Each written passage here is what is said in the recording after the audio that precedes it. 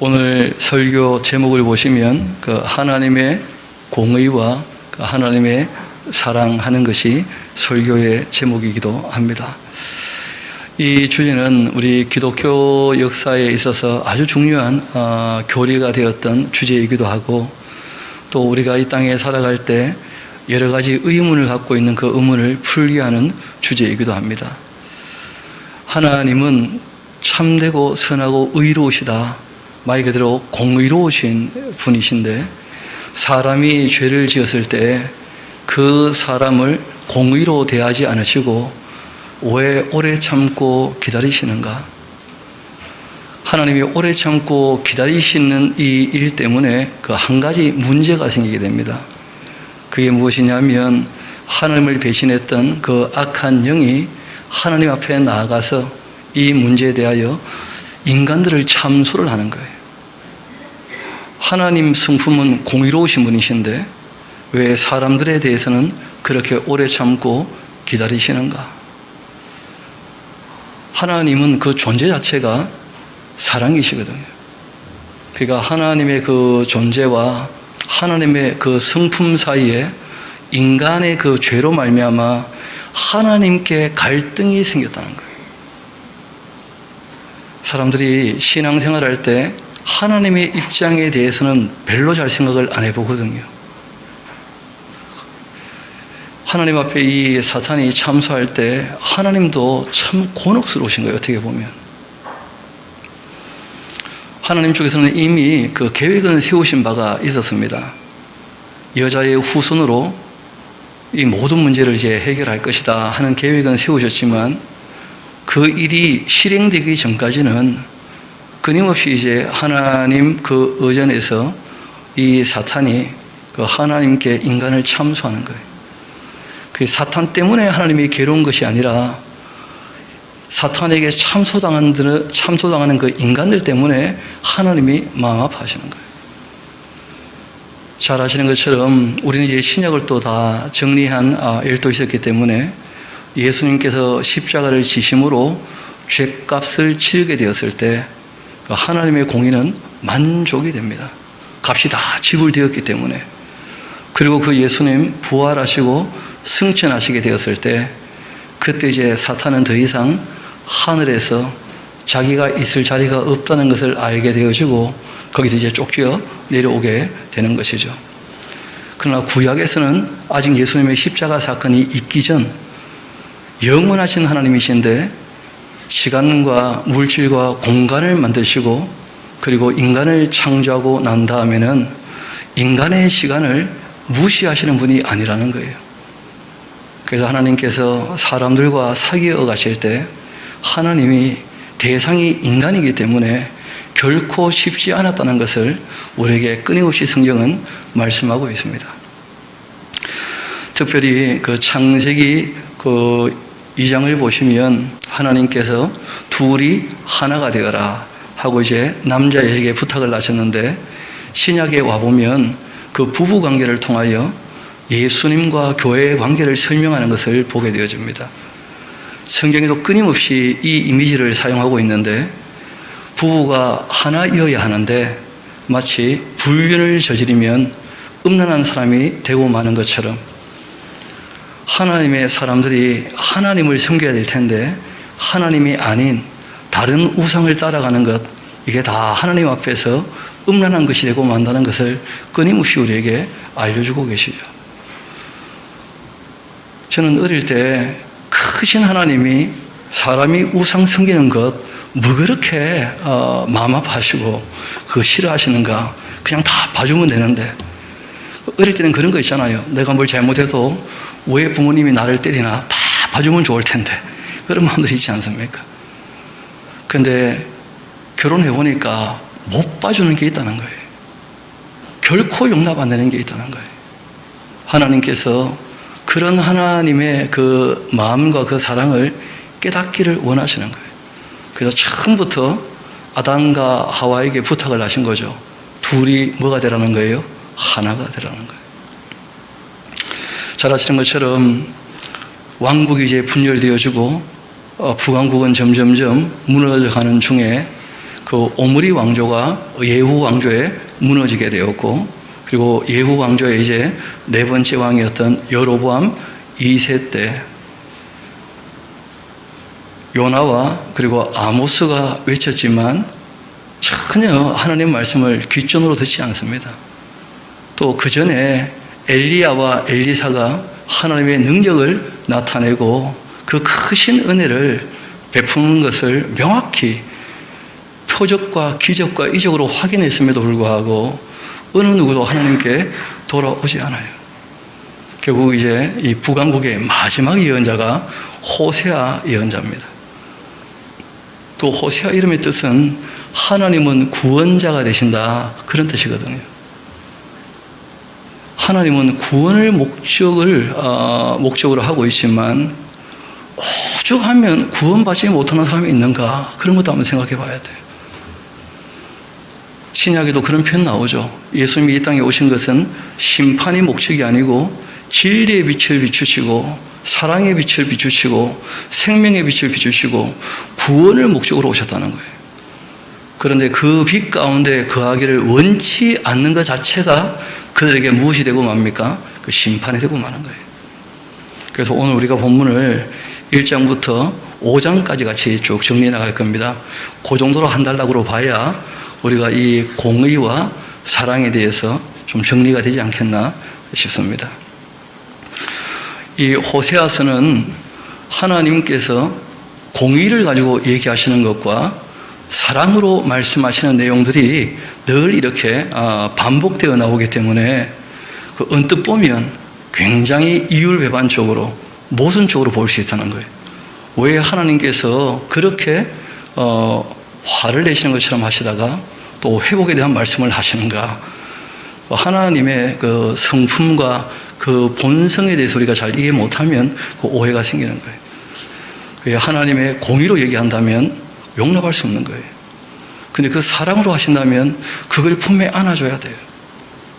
근데 사람은 자기 능력으로 하나님께 돌아올 수 있는 기회를 다 잃어버리고 만 겁니다. 하나님 쪽에서 또 방법을 내셔야 되는 것이죠. 그래서 하나님께서 그 이스라엘 백성들에게 하시는 말씀을 잘 들어보시면서 이제 우리가 그 하나님 어떤 분인가에 대해서 조금 더 알아가야 될 것입니다. 그 하나님을 바르게 알게 되면 하나님을 좀 더 바르게 섬길 수 있게 될 것이고, 주의 말씀을 따를 때 그래서 이렇게 해야 되는 거구나 하고 명확히 이해하게 될 것이기 때문에 그러하죠. 우리 호세아서 1장부터 한번 봅시다. 그 내용 자체는 그리 어렵지는 않습니다. 앞에 그 배경에 대한 이 분위기를 조금 파악하면 내용 자체는 그리 어렵지 않습니다.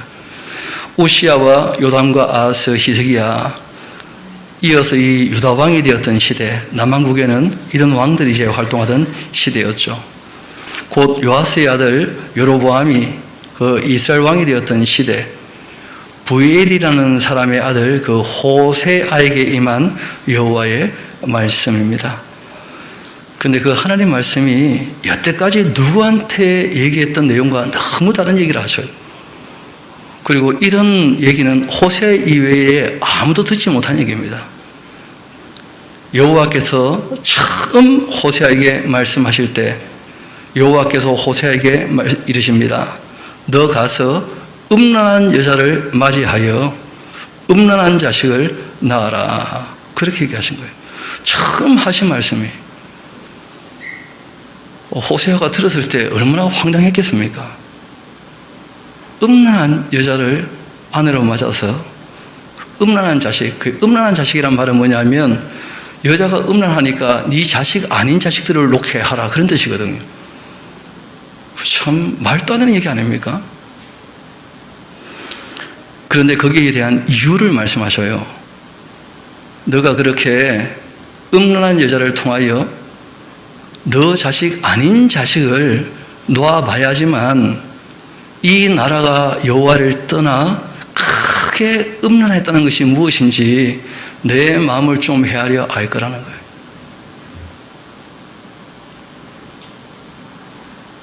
부부 관계를 통해서 하나님 마음이 어떠한지 정도를 조금이라도 너 경험해 봐야 될 거다 하고 이제 말씀을 하신 거예요.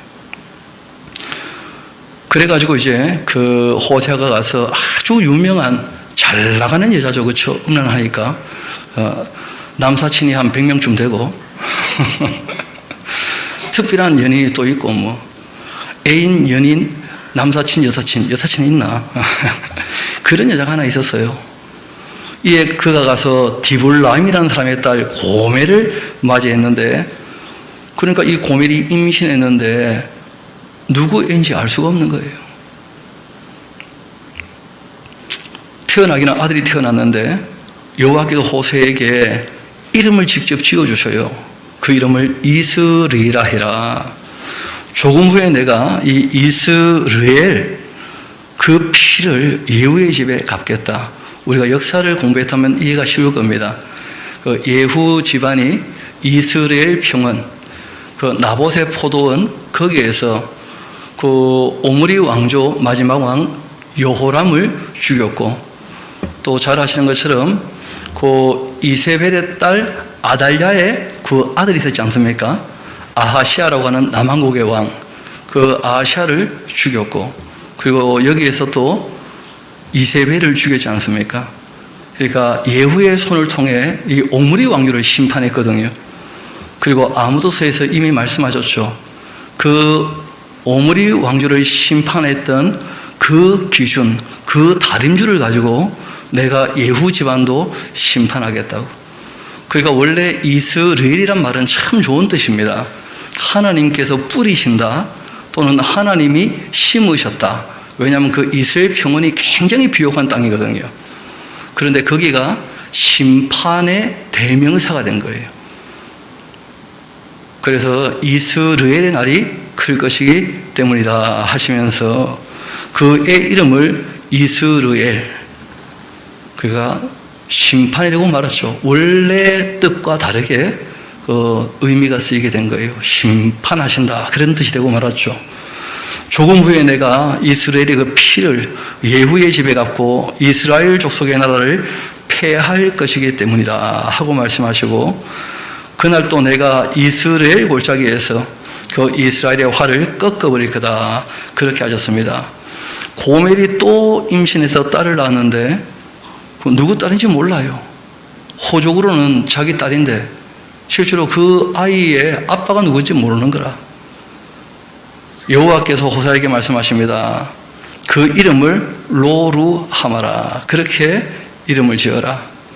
내가 다시는 이스라엘 족속을 긍휼히 여겨 용서하지 않을 거다 하고 말씀하신 거예요. 여러분, 루하마 하는 말은 긍휼히 여긴다, 그런 뜻이거든요.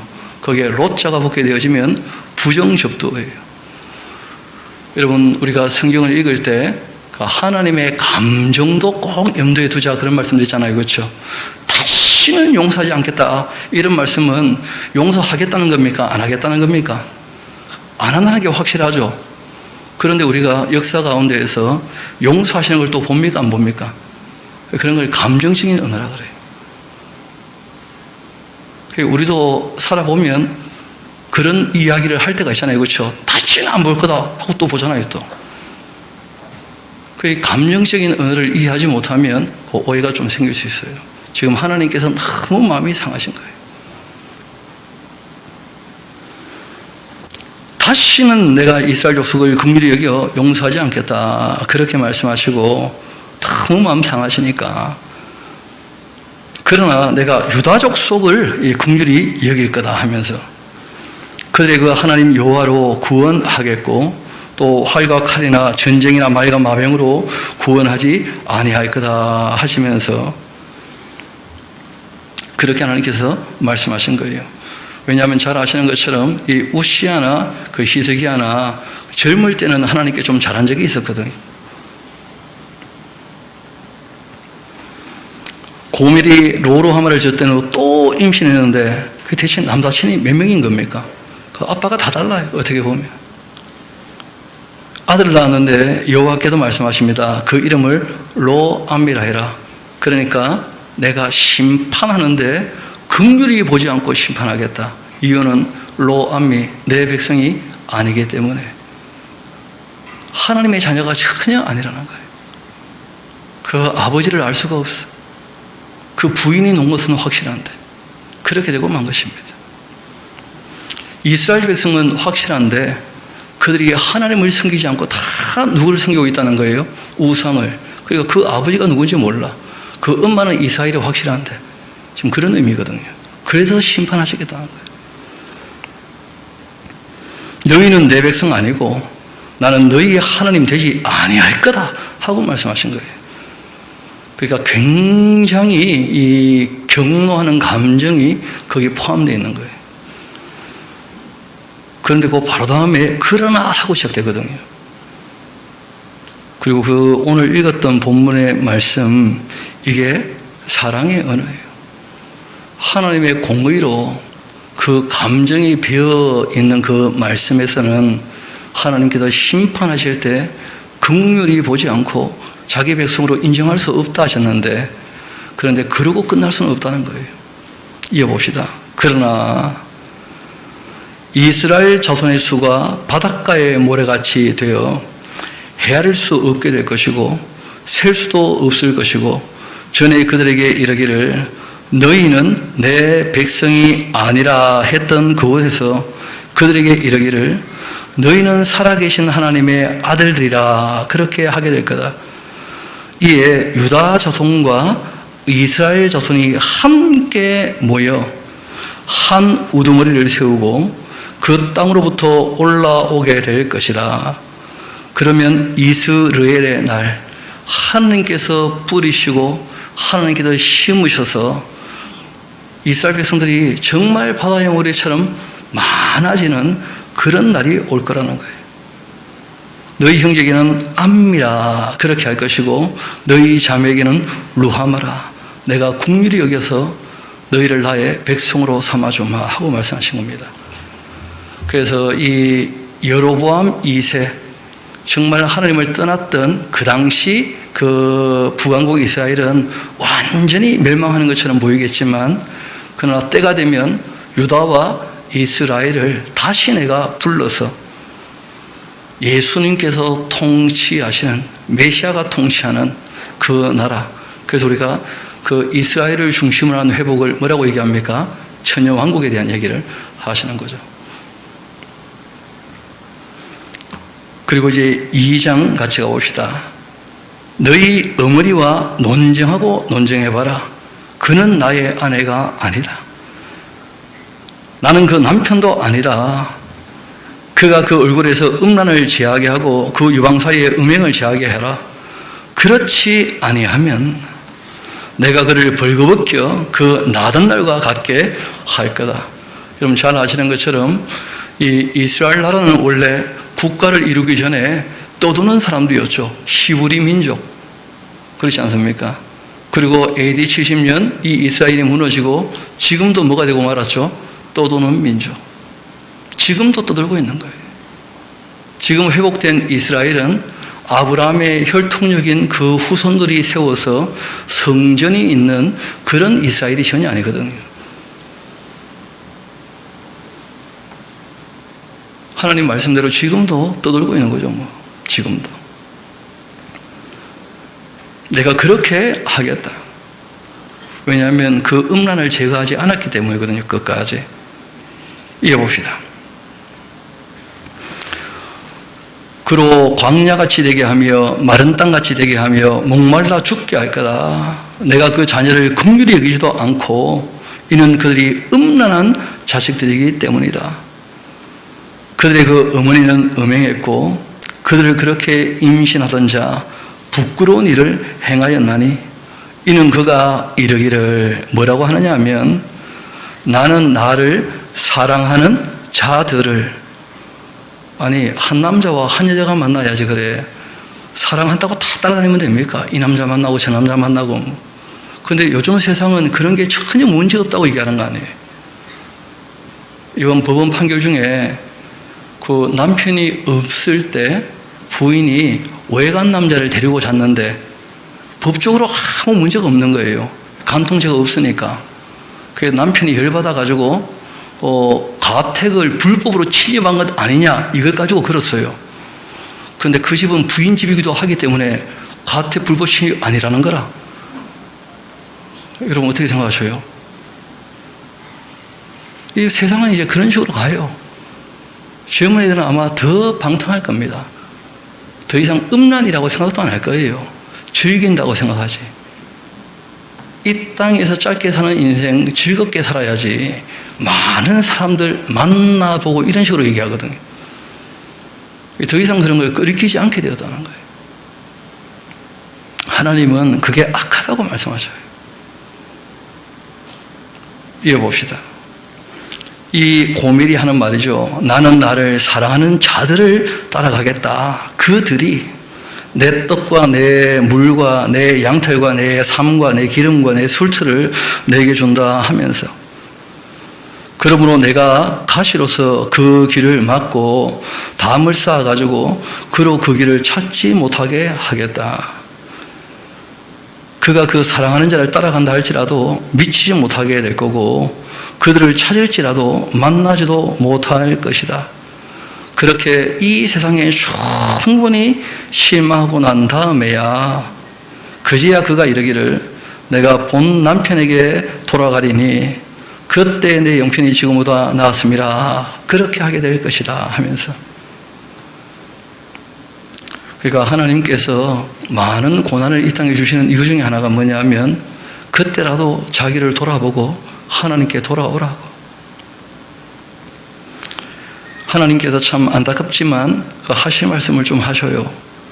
곡식과 새 포도주와 기름은 내가 그에게 준 것이고 그들이 그 바알, 그 우상들을 위하여 썼던 은과 금도 다 내가 그에게 더하여 준 것이었는데 그는 알지 못했다는 거예요. 하나님이 창조주시거든요. 모든 것이 다 누구로부터 나온 겁니까? 하나님께로. 근데 누가 줬는지를 몰라. 감사할 줄도 모르고. 그러므로 다 하나님의 것이니까 우상을 섬기는 그들의 그 곡식, 그건 내 곡식이니까 내가 내 곡식을 그것이 익을 계절에 도로 찾아버리고 내가 내 새 포도주를 그것이 맛들 시기에 도로 찾아버리고 또 그들의 벌거벗은 몸 가릴 내 양털과 내 삶을 빼앗아버리겠다. 이제 내가 그 수치를 그 사랑하는 자의 눈앞에 드러낼 텐데 그를 내 손에서 건져낼 사람이 없을 것이다. 내가 그의 그 모든 희락과 절기와 월삭과 안식일과 모든 명절을 폐해 버리겠다. 그가 전에 이르기를 이것은 나를 사랑하는 그 자들이 내게 준 값이라 하던 그 포도나무 무화과나무를 거칠게 해서 수풀이 되게 하며 들짐승들에게 먹게 하겠다. 그가 귀고리와 폐물로 장식하고 그가 사랑하는 자를 따라가서 나를 잊어버리고서는 향을 살라가지고 바알들을 섬겼던 그 시일대로 내가 그에게 벌을 줄 것이다. 여호와의 말씀이다. 벌을 주시는 이유는 무엇 때문입니까? 그 돌이키라는 거예요. 하나님께서 그렇게 마음 아프지만 포기할 수 없다는 거예요. 이유는요, 사랑하니까. 이 여자는 하나님을 배신했는데 하나님은 사랑하신답니다. 그러므로 보라 내가 그를 타일러서 이 거친들로 데리고 가서 말로 위로할 것이다. 왜 거친들로 데리고 가시는가? 민수기를 보면 잘 알 수 있죠. 여러분 연애할 때 너무 좋은 데 가면 별로 의미가 없는 이유가 있는 거예요. 레스토랑 가서 뭐 쓸어 먹으면 나 때문에 기뻐하는 게 아니고 레스토랑 때문에 좋아해.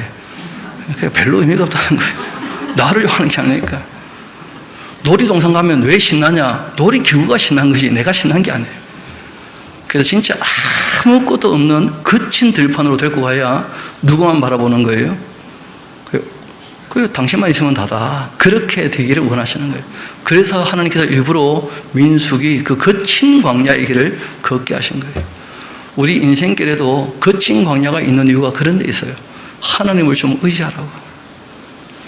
하나님으로 내가 만족할 수 있습니다. 그것이 되어야 하나님의 나라에서도 영원히 함께 할 수 있거든요.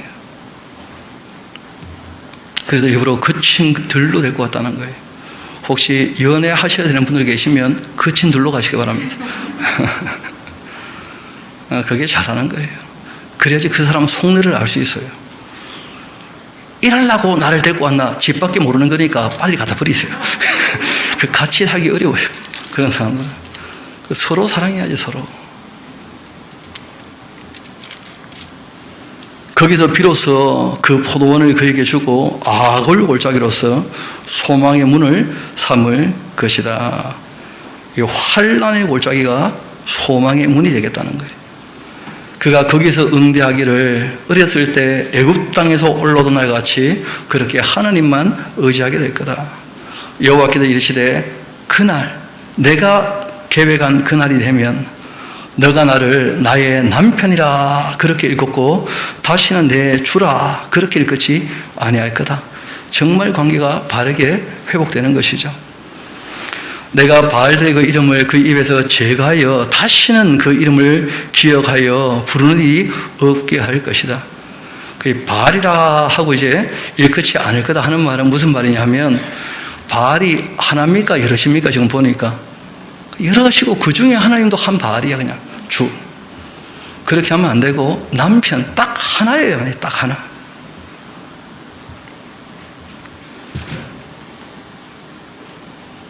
내가 바알들의 그 이름을 그 입에서 제거해버리고 다시는 그 이름 기억하여 부르는 일이 없게 하겠다.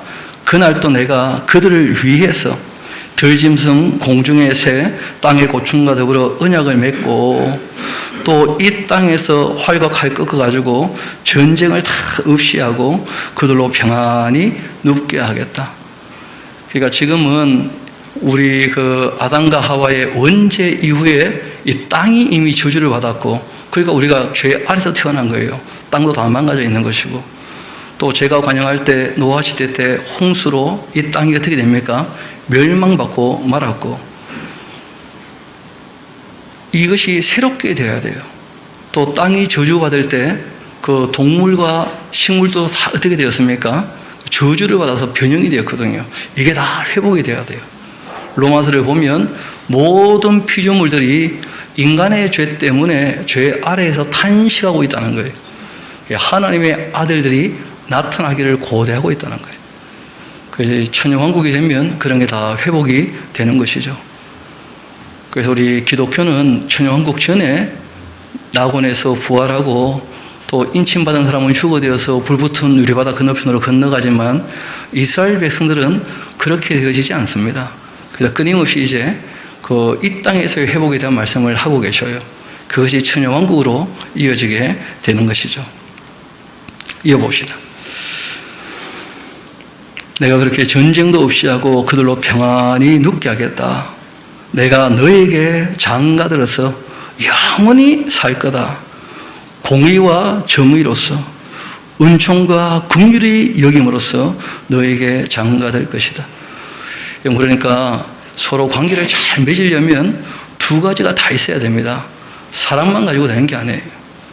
공의가 있어야죠. 서로 자기 할 도리를 잘 해야 될 거 아닙니까? 그래서 우리가 진리와 사랑 이렇게 표현하기도 하는데 그 참되다 할 때 거기는 실제로 선한 것, 의로운 것 다 포함될 수 있는 것이거든요. 굉장히 큰 이 카테고리를 갖고 있는 단어이기 때문에 그래서 하나님께서 말씀하시는 거예요.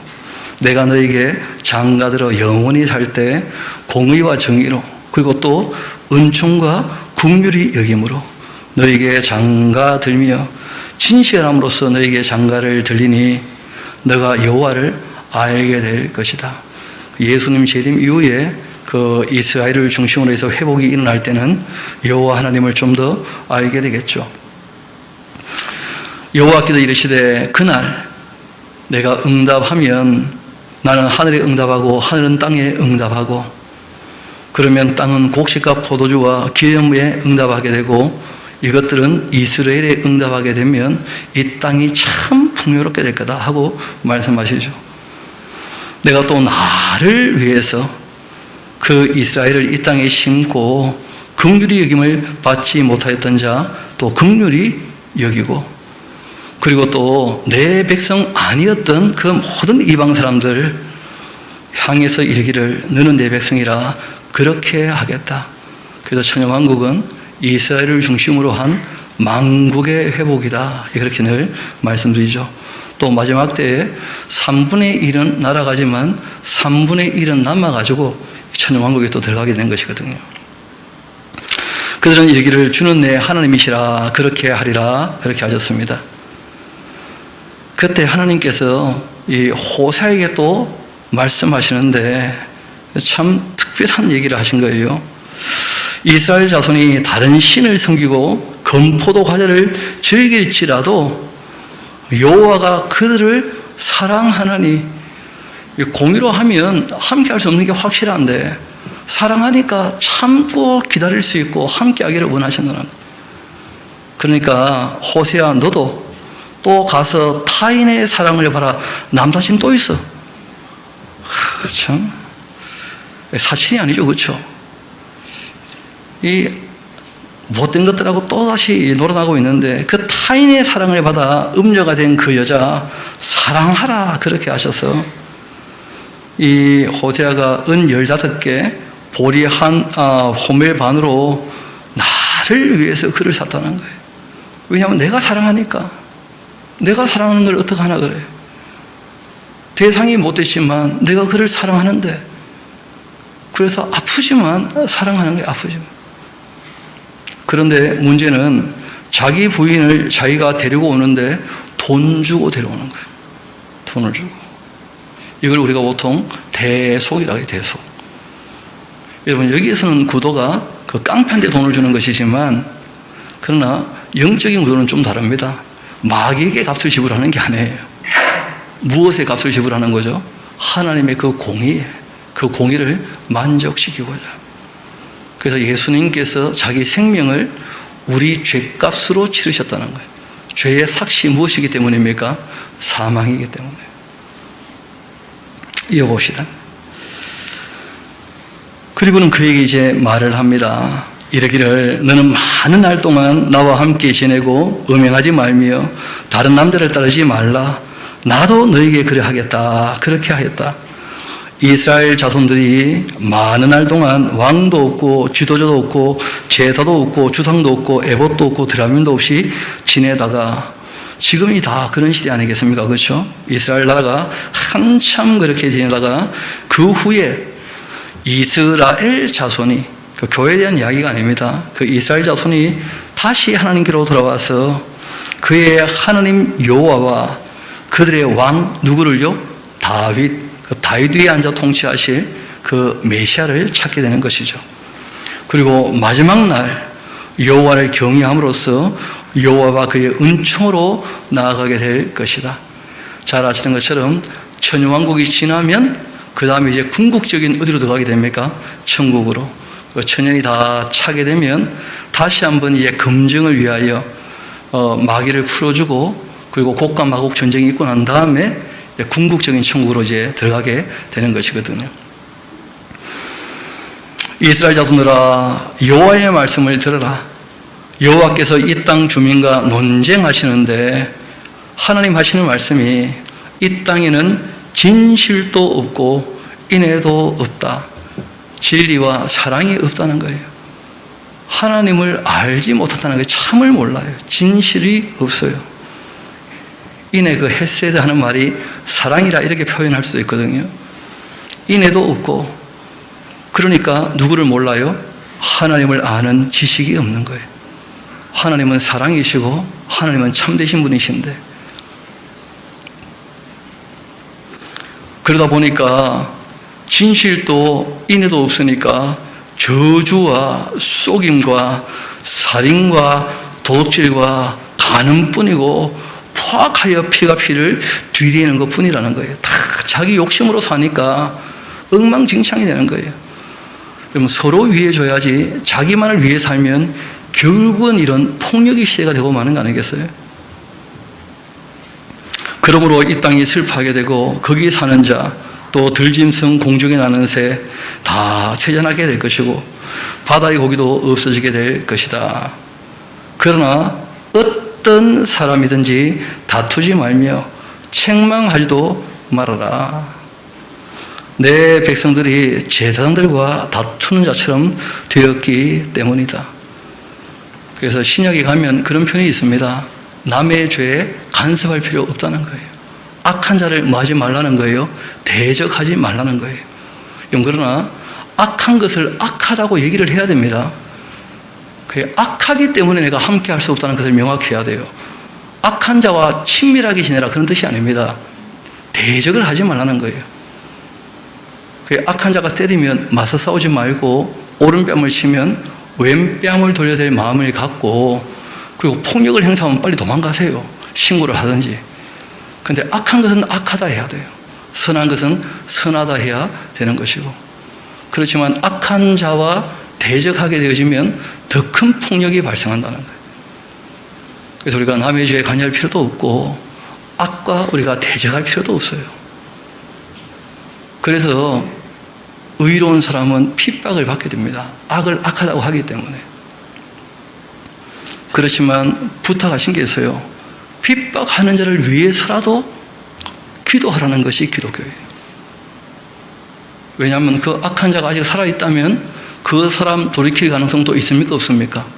우리가 악하다는 걸 분명히 얘기하고 돌이키기를 바란다는 얘기를 하고 그를 위하여 기도해야 돼요.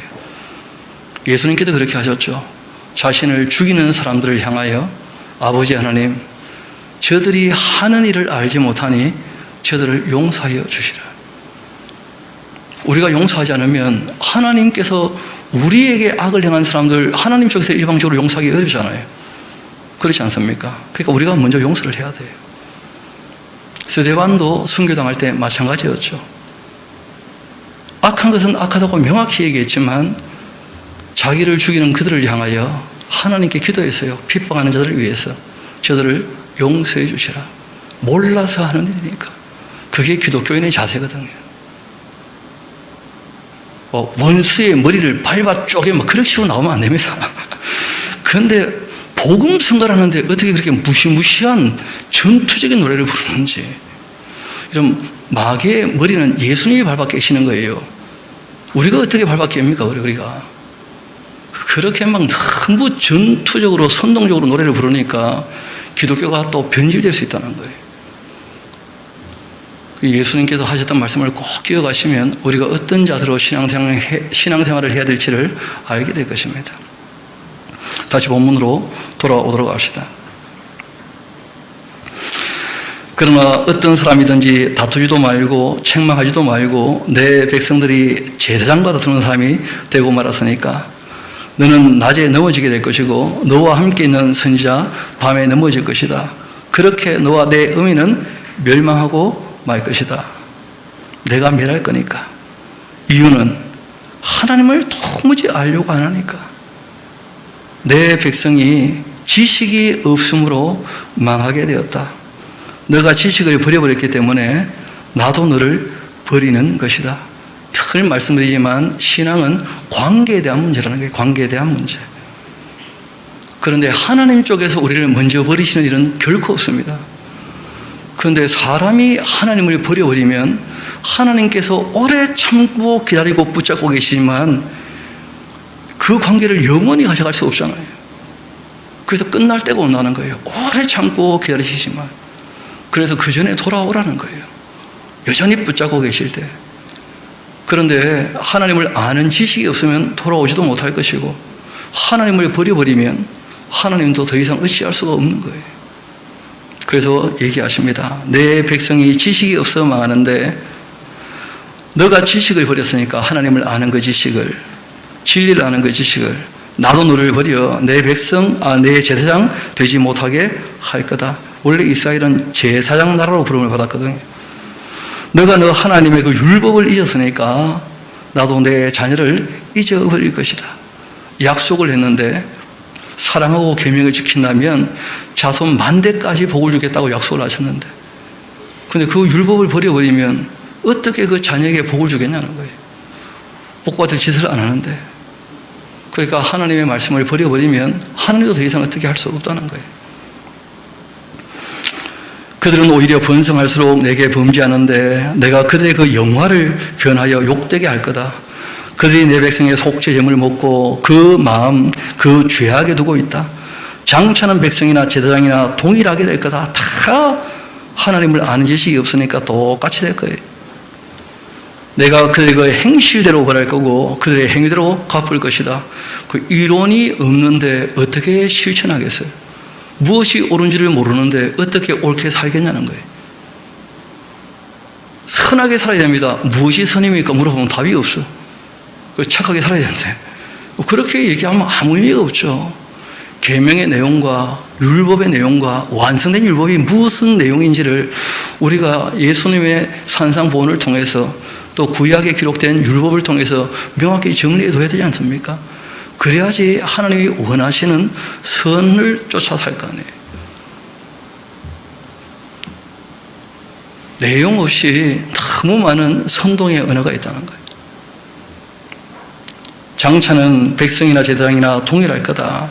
내가 그들의 그 행실대로 벌할 것이고 그들의 행위대로 갚을 것이다. 그들은 먹어도 배부르지도 못하고 음행에도 수요가 늘지 못하게 될 것이다. 이유는 여호와를 버리고서 따르지 않았기 때문에. 하나님을 아는 그 지식, 하나님의 말씀을 버리는 것이 곧 누구를 버리는 거예요? 그렇죠. 여호와 하나님을 버리는 거예요. 그러면 상대의 말을 무시하는 게 곧 그 사람을 어떻게 하는 겁니까? 무시하는 거 아니에요. 그래서 우리가 사람들의 얘기에 대해서도 좀 귀를 기울여야 돼요. 특별히 가까울수록. 근데 우리는 가까울수록 상대방의 말을 너무 무시하는 경향이 있어요. 방 좀 찍어놓읍시다. 너무 무시하는 경향이 있어요. 저 얘기를 하는 게 아닙니다. 우리는 잘하고 있어요. 가까우면 그냥 귓전으로 넣고 잘 안 들어줘. 그러면 관계가 원만하게 계속 형성되기 어렵습니다. 가까울수록 말을 잘 듣고 따라주는 것이 사랑을 표현하는 거예요. 사랑을. 음행과 묵은 포도주, 새 포도주가 마음을 빼앗고 있지 않는가?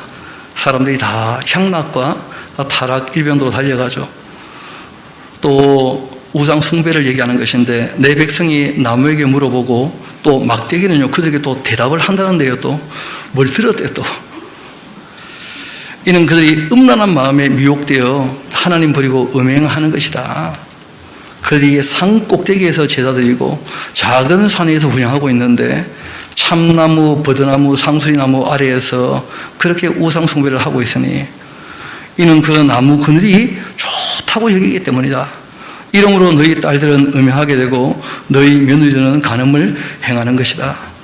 너희 딸들이 음행하며 너희 며느리들이 간음해도 내가 벌하지 않을 거다. 이유는 남자들도 창기와 함께 나가고 음부와 함께 희생을 드리고 있으니까. 그러니까 집안이 완전히 개차반이죠. 누굴 야단치지 못해. 똑같으니까. 이런 것을 하나님이 싫어하신다는 것을 깨닫지 못한다면, 거기에서 돌이키지 않고 여전히 그렇게 살고 있다면 깨닫지 못하는 백성은 망할 것이다.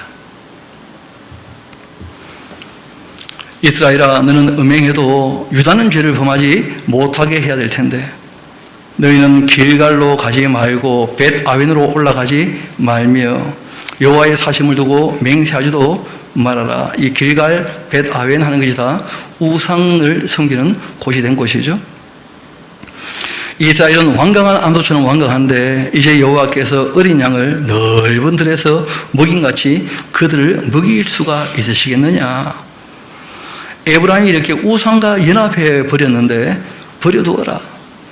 그들이 그렇게 마시기를 다 하고는 이어 음행하고 있으니까 술 먹고 그냥 향락에 빠져버리고, 그들은 그 참 줄을 쳐놔야 됩니다. 좀 부끄러운 일은 부끄러운 줄 알아야 되잖아요. 근데 부끄러운 일인데 세상은 그걸 좋아한다는 거예요. 부끄러운 일인데 재미있대. 자기에게 즐거움을 준대. 부끄러운 일인데. 부끄러운 걸 좋아해 버리니 뭐 하나님 뭐라고 하시겠어요? 참된 걸 좋아해야 될 텐데. 의로운 걸 좋아하고. 바람이 그 날개로 그들을 쌌나니 그들이 그 재물로 말미암아 부끄러운 일 당하게 될 것이다. 제사장들아, 이를 좀 들어봐라. 이스라엘 족속들아, 깨달아 알아라. 왕족들아, 귀를 좀 기울여라. 너희에게 심판이 있게 될 것이다. 여러분, 선생된 자에게는 더 큰 심판이 있다는 거예요. 이들의 그 타락에는 지도자들이 더 하락을 했다는 거예요. 더 큰 문제가 있고 더 큰 책임이 있고 종교 지도자, 정치 지도자, 그 지도자들에게 더 큰 문제가 있다는 것을 지적하고 계셔요. 너희가 미스바에 대하여 올무가 되고 다볼 위에 친 그물이 되고 패역자가 살육죄에 깊이 빠졌다.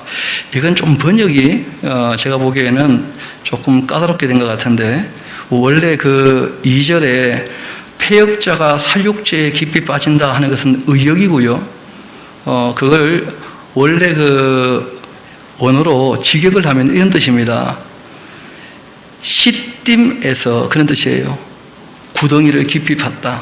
그러면 이제 이야기가 좀 쉽죠. 미스바에 대하여 올무가 되고, 그리고 다볼 위에 친 그물이 되고, 시딤에 너희가 구덩이를 파서 사람들이 다 그 올무에 걸리고 그물에 걸리고 구덩이에 빠지게 된 것 아니냐, 지도자들에게 그렇게 이제 얘기하시는 것인데, 쉽게 말하면 미스바, 다볼, 그리고 지금 얘기했던 시딤, 이런 것은 다 한때 신앙의 성지 같은 곳이었어요.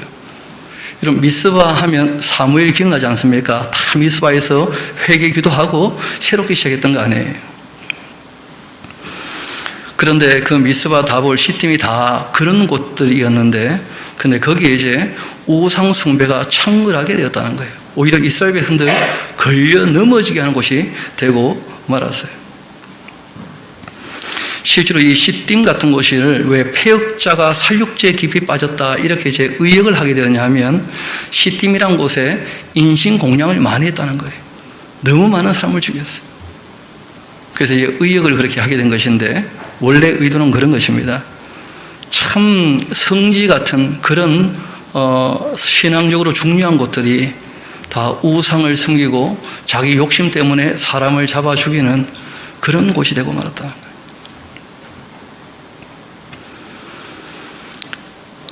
그래서 내가 그들을 다 벌하는 것이다. 에브라임, 내가 알고 있다. 이스라엘, 나에게 숨기지 못할 것이다. 에브라임아, 이제 너가 음행하였고 이스라엘은 더러워지지 않았느냐. 그 에브라임 지파가 이스라엘을 대표하는 지파거든요. 그들의 그 행위가, 여러분 그 4절에는 좀 박스를 쳐놓으십시오. 여러분, 하나님이 손이 짧아 구원 못하는 게 아니에요. 능력이 없어서 건지지 못하시는 게 아닙니다. 그들의 그 행위가 그들로 자기의 하나님에게 돌아가지 못하게 하는 것이다. 그러니까 그들이 하나님을 버려버리면 하나님도 방법이 없어요. 하나님을 떠나 살아버리면 하나님도 어찌 도울 수가 없는 거예요. 하나님과 우리 사이에 그 죄가 그 간격을 버렸다는 것이거든요. 여러분, 그것이 너무 벌어져 버리면 방법이 없어요. 그 전에 어떻게 하라는 거예요? 돌아오라는 거예요. 그 전에. 그런데 그 행위가 그들로 자기 하나님에게 돌아가지 못하게 하고 있는 것 아닌가? 이는 음란한 마음이 그 속에 있고 하나님을 알지 못하는 까닭이라. 여호와 하나님 스스로 계시고 전지전능하시고 무소부지하시고 영원히 변치 않는 완전하신 분을 모르고 자기 욕심을 가지고 우상을 만들어 섬기고 있으니까 이스라엘의 그 교만이 그 얼굴에 드러났다. 그래서 가장 큰 근원적인 죄악 2가지가 있다는 거 기억하시죠? 그렇죠? 그게 바로 교만, 자기가 자기 인생의 주인 되는 것. 또 한 가지는 욕심, 자기 욕심을 이루기 위하여 자기를 위한 신을 만드는 것. 그게 우상이잖아요. 우상. 이스라엘 그 교만이 그 얼굴에 드러났다. 그 죄악으로 말미암아 이스라엘과 에브라임이 넘어지고 유다도 그들과 함께 넘어질 것이다. 그리고 그 양떼와 소떼를 끌고 여호와를 찾으러 간다 할지라도 만나지 못하게 될 것이다. 그 다음 그 줄쳐놓으세요. 이미 그들에게서 떠나버리셨기 때문에. 여러분, 성경에 보면 우리가 생각할 때는 언제나 만나주시겠지 싶을 수 있는데 은혜 받을 만한 때가 있다는 거예요. 하나님의 때가 있습니다. 그래서 하나님의 때가 있다는 것 때문에 우리가 긴장하는 거예요. 기회가 주어지지 기회를 놓칠 수도 있다는 거예요. 그래서 우리가 긴장을 하고 조심하게 되는 것입니다. 하나님 찾는다고 항상 만나주시느냐? 그렇지 않을 수 있다는 거예요. 은혜 받을 만한 때가 있어요. 여러분, 악한 애 너무 굳어져 버리면 아무리 얘기해도 못 알아듣는 수가 있더라고 보니까. 본인은 하나님을 찾는다는데 성경 알아듣지는 못해요. 그 때가 있는 거예요, 때가. 여러분, 그 나무가 어릴 때는요, 얼마든지 가지를 휠 수 있습니다. 그렇죠? 자세를 잡아줄 수 있고. 근데 그게 굳어져 버리면 부러지지 휘지 않아요. 때가 있다는 거예요, 때가. 이런 철학이라는 것이 아직도 말랑말랑할 때는 우리가 맨만져가면서 이렇게 저렇게 만들어갈 수 있지만 그게 굳어져 버리면 파쇄할 수는 있어도 교정이 안 될 수 있다는 거예요. 그래서 때가 있다는 거예요. 이어봅시다.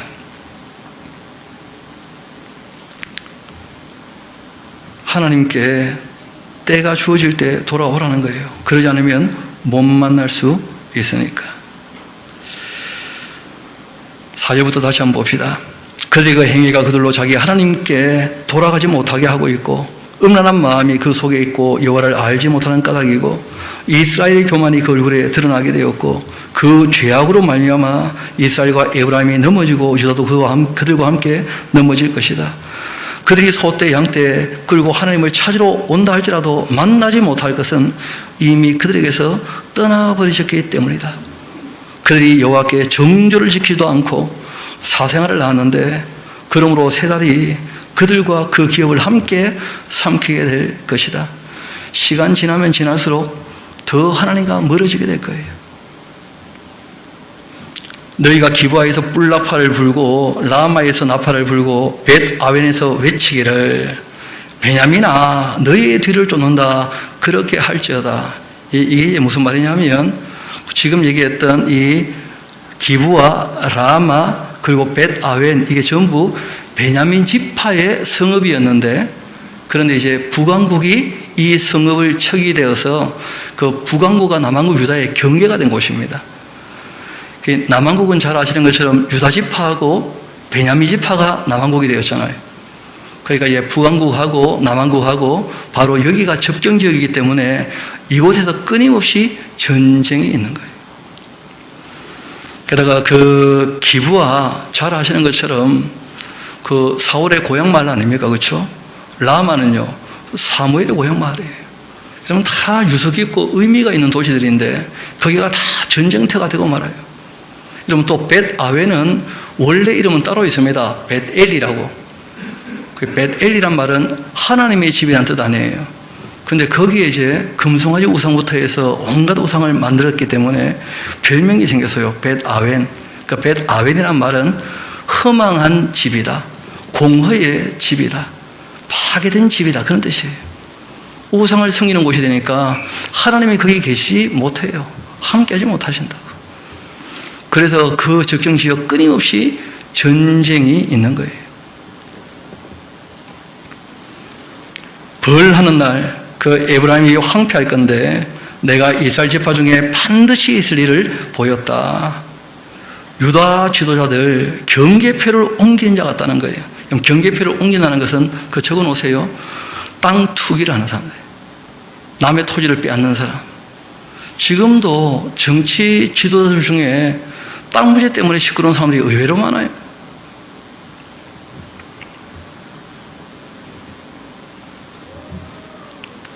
내가 나의 진노를 그들에게 물같이 부을 것이다. 에브라임은 사람 명령 뒤따르기를 좋아함으로써 학대를 받고 재판의 압제를 받는 것이다. 그러니까 하나님 말씀을 따르지 않고 누구 말을 좋아한다고요? 사람 말 따르는 것을 좋아해요. 그래서 우리가 이데올로기, 어떤 이념에 치우치지 않도록 조심해야 돼요. 기독교는 좌파, 우파 그런 거 있으면 안 됩니다. 우리는 다 하나님 팔을 합시다.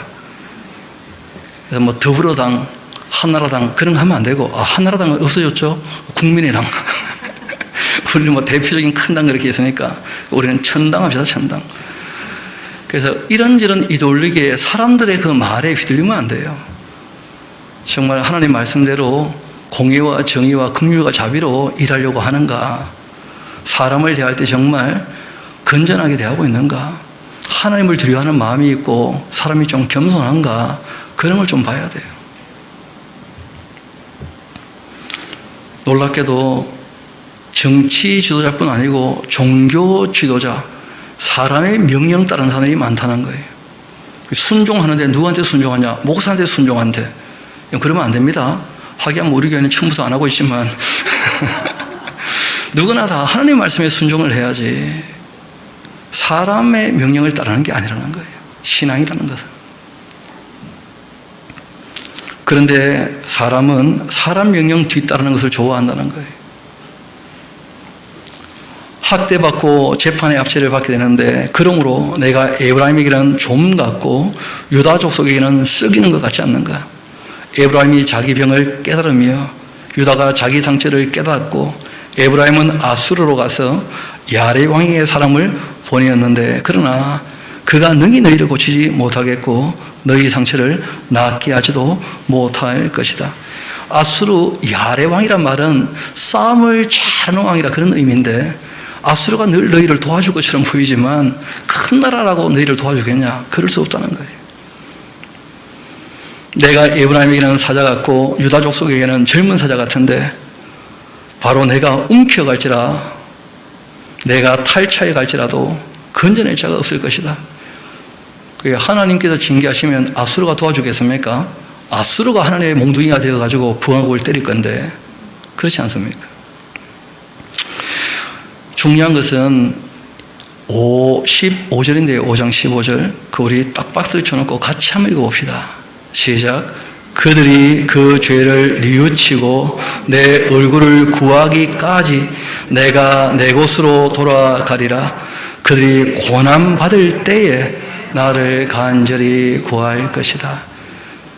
그러니까 1장부터 5장까지 우리가 중요한 내용들을 쭉 살폈습니다만은, 그들에게 하나님께서 고난을 허락하시는 이유가 있다는 거예요. 왜냐하면 고난 받는 것을 목적으로 하지 않으셔요. 아직도 고난이 있다고 한다면 아버지이기 때문에 자녀를 징계하는 거라. 돌아오기를 원하시는 거예요. 그래서 하나님은 심판을 목적으로 하시는 분이 아니시고 회개하고 돌아오기를 원하셔서 오래 참고 기다리시고 지체하시는 거예요. 참 많은 실수를 했던 그 베드로 사도께서 예수님의 승천을 보고 성령 강림하시고 정말 사도로서 그 사역을 쭉 감당하시다가 이분이 마지막 남겼던 말이 있죠. 그게 무엇이었냐면, 우리 하나님의 오래 참으심이 우리의 구원이 되었다는 거예요. 하나님은 그것을 목적으로 하셔요. 사랑하시기 때문에. 그러나 꼭 기억하셔야 됩니다. 여러분, 하나님이 우리를 사랑하신다 할지라도 하나님의 공의와 하나님의 정의는 그대로 살아있습니다. 각 사람의 행한 대로 다 갚으실 거예요. 그래서 보상을 받을는지 보응을 당할는지, 그는 우리가 어떻게 해야 될 것인가 깊이 생각해 보며 행동해야 될 것입니다. 그리고 행동에 앞서 무엇이 옳고 그른지에 대하여 먼저 이론적으로 잘 정리할 수 있게 되기를 소망합니다. 그래서 주의 말씀을 우리가 소중히 여기고 주님의 뜻을 따라 사는 저와 여러분 되기를 소망합니다. 우리 함께 기도하시겠습니다. 아버지 하나님, 주님의 공의로우심을 보이시며 그 공의로 말미암아 악을 행하며 우상을 섬기며 하나님께 불의한 자들에게 어떻게 마음 아파하시고 마음을 상해하시는지 우리에게 알려주시며, 또 하나님의 크신 사랑으로 사람들이 자기 힘으로 감당할 수 없는 죄 문제를 어떻게 해결하셨는지를 그 아들의 십자가로 우리에게 보이시며, 다시 그 사랑 앞에서 하나님 앞에 진리로 자유를 얻고 주님을 섬겨 살며 서로 사랑하기를 원하시는 주의 음성을 다시 한번 듣게 하신 것 감사드립니다. 늘 주님께서 우리를 위해 주시니 저희들도 먼저 하나님의 나라와 하나님의 의를 구하며 주님의 뜻 따르기를 소망합니다.